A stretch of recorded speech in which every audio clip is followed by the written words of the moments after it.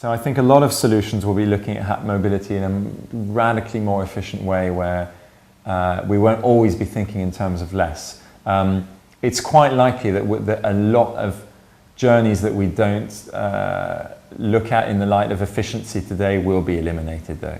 The answer is never about actual technology invention in my view, it's about technology adoption. So as I like to say, we didn't start buying cars because they were super efficient, we started buying cars because they were amazing and cool and exciting.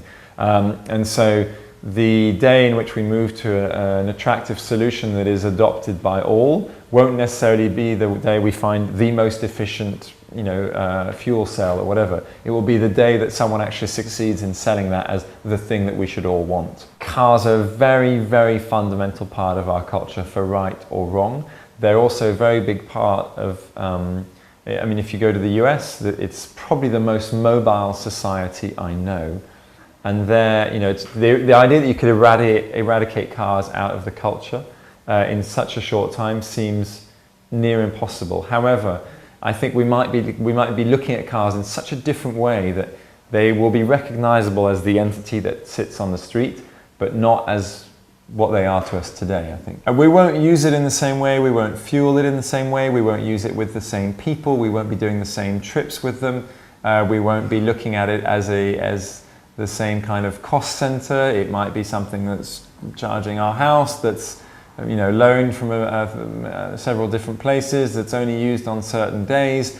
Those are all things that already exist, that are hinted at in the marketplace today. I think if you add all of those together, you'll be in a very, very different situation. If we look already at the explosion of community car schemes, or high occupancy schemes, or new programs for charging your cars in different places, even some concept cars from a few years ago that had a sort of sharing bay in the back where people could hop on and hop off.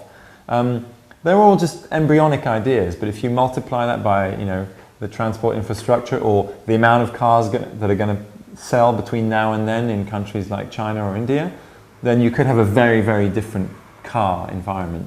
I think we're in the data age right now. We're just making it easier and easier for people to find out how to get somewhere, when they'll get there and all of that. So we're bringing predictability to transport, which means it's an easier thing to do to use trains rather than individual vehicles. But we still have people all over the world doing undifferentiated jobs. Like, let's say I work in a supermarket. I'm driving all the way across town to work in this supermarket where I got this job. Someone else is driving all the way across town to get something at another supermarket where things are 5p cheaper. And then someone who lives just near this supermarket is driving to the other side of town for their job.